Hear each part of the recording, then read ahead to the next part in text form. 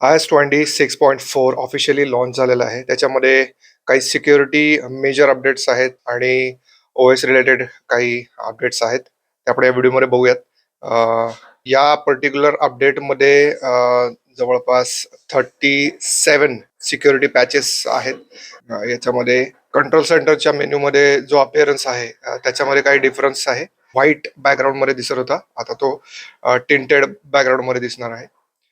जे Apple music application आहे त्याच्यामध्ये फुल स्क्रीनमध्ये तुम्हाला ॲनिमेशन्स दिसणार आहेत.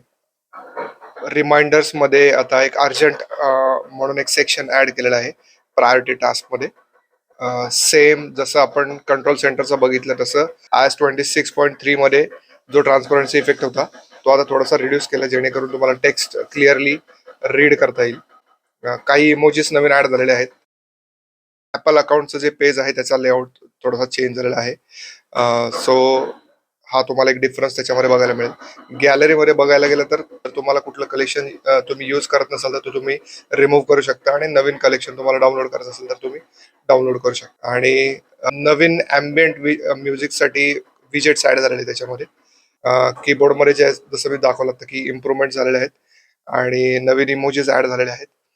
आणि ॲपल पॉडकास्टमध्ये आता व्हिडिओ सपोर्ट आलेला आहे.